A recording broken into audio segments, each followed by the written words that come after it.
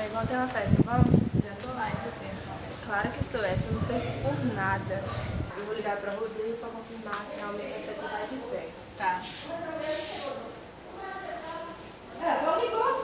Alô, Rodrigo? Oi. Sou eu, Safira.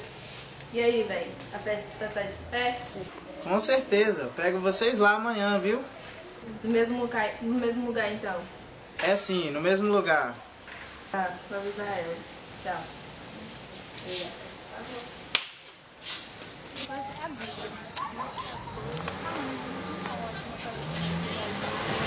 Vem, curva a câmera chegando.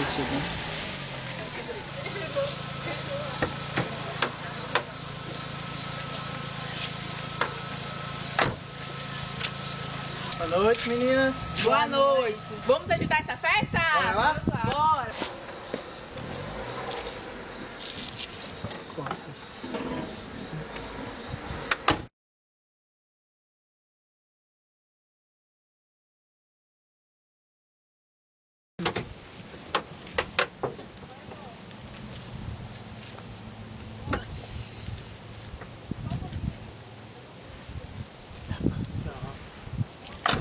Boa, velho. Esse carro de novo.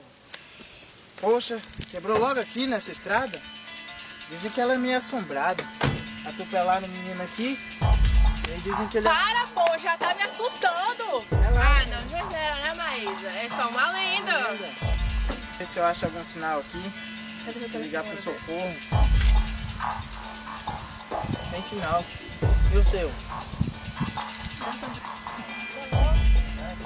Nossa, parece que eu vi alguma coisa ali. Onde? É, sem sinal. O jeito é esperar alguém passar aqui. Algum carro passar aqui e nos socorrer. Agora tá chovendo, tá muito frio. Nossa, e nessa estrada aqui, hein? Não tem jeito não, meninos. O jeito é esperar e ver se acha algum socorro aí pra nós.